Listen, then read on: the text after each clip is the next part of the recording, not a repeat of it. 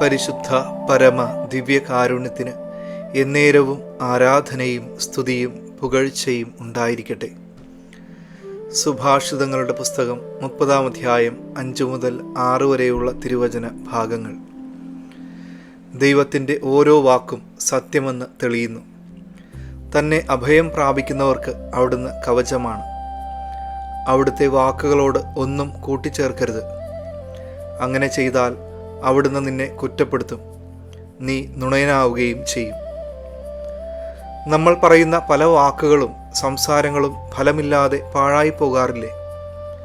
എന്നാൽ കർത്താവിൻ്റെ വാക്കുകൾ അതിൻ്റെ ഉദ്ദേശം നിറവേറ്റാതെ ഫലം നൽകാതെ ഒരിക്കലും തിരിച്ചു വരികയില്ല. ദൈവത്തിൻ്റെ വചനത്തിൽ പരിപൂർണമായി വിശ്വസിക്കുന്ന ഏതൊരു വ്യക്തിയുടെയും ജീവിതത്തിൽ ആ തിരുവചനം ഫലം നൽകും.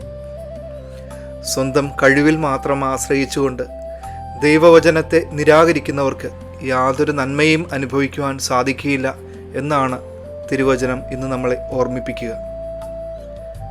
സുവിശേഷത്തിലെ കുഷ്ഠരോഗി ഈശോയോട് പറഞ്ഞു വെച്ച വാക്കുകൾ എത്രയോ തീഷ്ണതയുള്ളതാണ്. അങ്ങേക്ക് മനസ്സുണ്ടെങ്കിൽ എന്നെ ശുദ്ധനാക്കാൻ കഴിയും. ഈശോ പറഞ്ഞു, എനിക്ക് മനസ്സുണ്ട്, നിനക്ക് ശുദ്ധിയുണ്ടാകട്ടെ. കുഷ്ഠരോഗി ഈശോ പറഞ്ഞ വാക്കുകൾ കണ്ണും പൂട്ടി വിശ്വസിച്ചു. അവൻ വിശ്വസിച്ചത് അവനിൽ സംഭവിച്ചു.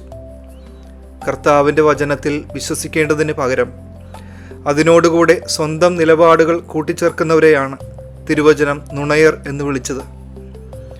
ദൈവത്തിൻ്റെ വചനങ്ങൾ എല്ലാം സമയത്തിൻ്റെ പൂർണ്ണതയിൽ സത്യമെന്ന് നമ്മുടെ ജീവിതത്തിൽ തെളിയും.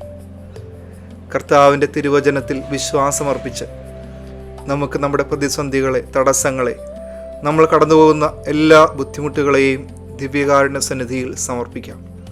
കർത്താവിൻ്റെ വചനം നമ്മുടെയും ജീവിതത്തിൽ സത്യമെന്ന് തെളിയട്ടെ. സർവശക്തനായ ദൈവം, പിതാവും പുത്രനും പരിശുദ്ധാത്മാവും നിങ്ങളെ സമർത്ഥമായി അനുഗ്രഹിക്കട്ടെ. പരിശുദ്ധ പരമ ദിവ്യകാരുണ്യത്തിന് എന്നേരവും ആരാധനയും സ്തുതിയും പുകഴ്ചയും ഉണ്ടായിരിക്കട്ടെ.